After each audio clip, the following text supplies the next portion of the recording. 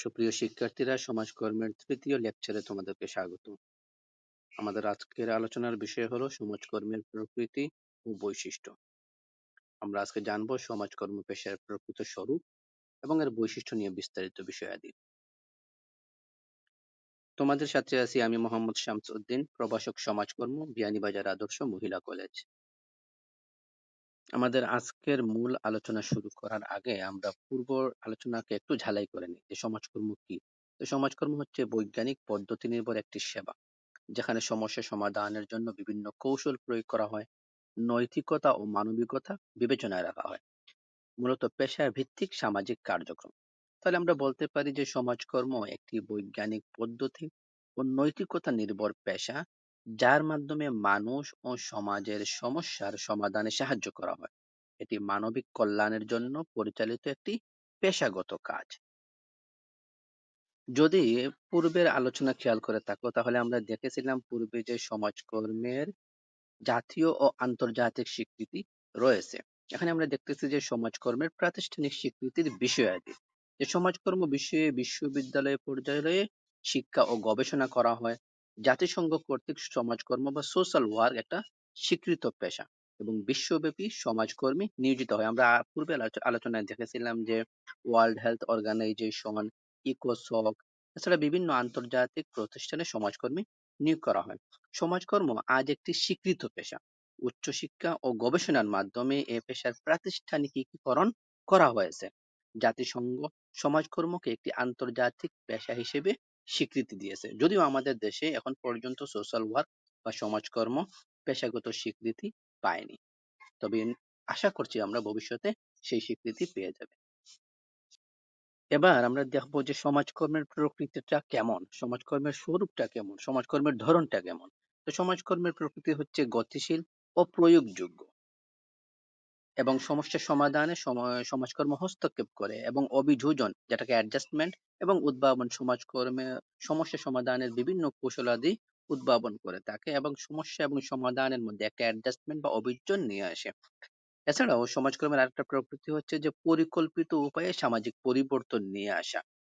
তাহলে আমরা বলতে পারি যে সমাজকর্ম হচ্ছে একটি চলমান ও প্রয়োগযোগ্য পেশা, যেখানে এটি ব্যক্তির জীবনে পরিবর্তন আনতে সহায়তা করে সামাজিক হস্তক্ষেপ, অভিযোজন ও উদ্ভাবনের মাধ্যমে। এবার আমরা সমাজকর্ম সম্পর্কে একটা সংজ্ঞা বা ডেফিনিশন বিশ্লেষণ করার চেষ্টা করতেছি। According to Skidmore, Thackeray and Farley, social welfare and social work are significant component of modern society. Directly or indirectly, they affect the lives of everyone. Learning about social work is an important part of general education, as well as a part of preparation for the helping professions.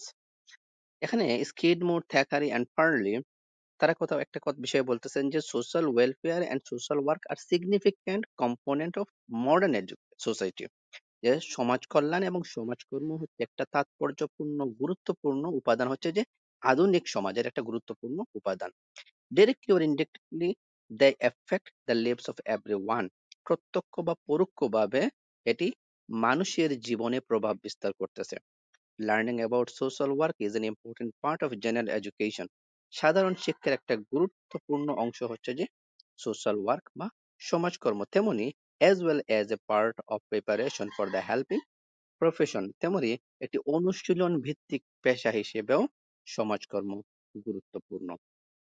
এখানে আমরা এই স্কিডমোর, Thackeray এবং ফার্লের definition যদি আমরা বিশ্লেষণ করি তাহলে এখানে আছে সমাজকর্ম সম্পর্কে আমরা বলতে পারি যে এটি সমস্যা বিশ্লেষণ করে, মানব কল্যাণে মূল্যবোধ ভিত্তিক পদক্ষেপ নেয় এবং জ্ঞান, দক্ষতা ও অনুশীলন ভিত্তিক একটি পেশা। তাহলে তাদের তিনজনের মতে সমাজকর্ম একটি পেশা যা সমস্যা বিশ্লেষণের মাধ্যমে মানব কল্যাণে কাজ করে। এতে জ্ঞান, মূল্যবোধ ও অনুশীলনের সমন্বয় রয়েছে। এবার আমরা দেখব সমাজকর্মের বৈশিষ্ট্য সমূহ। সমাজকর্মের বৈশিষ্ট্য রয়েছে এটি একটি সাহায্যকারী কার্যক্রম এবং অলাভজনক, যেখানে সম্পদ ব্যবস্থাপনার বিষয়াদি রয়েছে এবং সকলের জন্য উন্মুক্ত। তাহলে সমাজকর্ম একটি সাহায্যকারী কার্যক্রম যার উদ্দেশ্য কেবল জনকল্যাণ। এটি অলাভজনক এবং সমাজের সবাই এর সেবা পেতে পারে। এখানে সমাজকর্মের আরো কিছু বৈশিষ্ট্য উল্লেখ রয়েছে, যে সমাজকর্ম প্র্যাকটিস করতে হলে সমাজকর্ম প্রশিক্ষণ নিতে হয় একজন সমাজকর্মীকে, তার দক্ষতার প্রয়োজন আছে। তারপর সমাজকর্ম বিভিন্ন স্তরে তাদের কার্যক্রম পরিচালনা করে থাকে। সমাজকর্ম প্র্যাকটিস করতে হলে নৈতিকতা ও মূল্যবোধের সমন্বয়ে একজন সমাজকর্মীকে হতে হয়। এবং সমাজকর্ম মানুষকে আত্মনির্ভরশীল করে গড়ে তোলে, স্বনির্ভরতা গড়ে তোলে। মূলত একজন সমাজকর্মীকে পেশাগত প্রশিক্ষণ নিতে হবে। সমাজকর্ম ব্যক্তি, দল ও সমাজের বিভিন্ন স্তরে সমাজকর্মের কার্যক্রম পরিচালনা করে থাকে এবং এটি মানুষকে আত্মনির্ভরশীল করে গড়ে তোলে। এবার একটা চিত্রের মাধ্যমে আমরা একজন সোশ্যাল ওয়ার্কার এবং একজন প্রবলেমেটিক পার্সন বা সমস্যাগ্রস্ত ব্যক্তির কার্যক্রম দেখার চেষ্টা করি। চিত্রে দেখানো হচ্ছে যে এখানে সেন্টারে ব্যক্তি বা প্রবলেমেটিক পার্সন বা সমস্যাগ্রস্ত ব্যক্তি তিনি আছেন।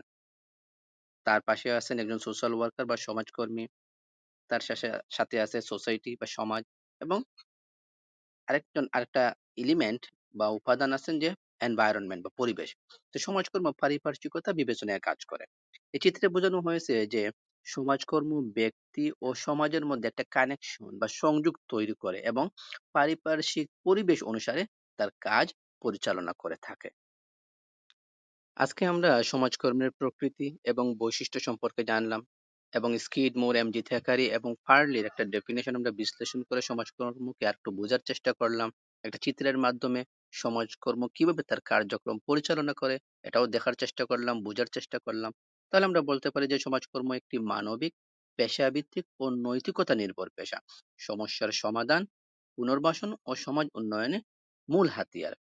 পরিশেষে আমরা বলতে পারি যে সমাজকর্ম একটি গুরুত্বপূর্ণ পেশা যা সমাজের সমস্যাগুলো সমাধানে এবং মানব কল্যাণে বিশাল ভূমিকা রাখে।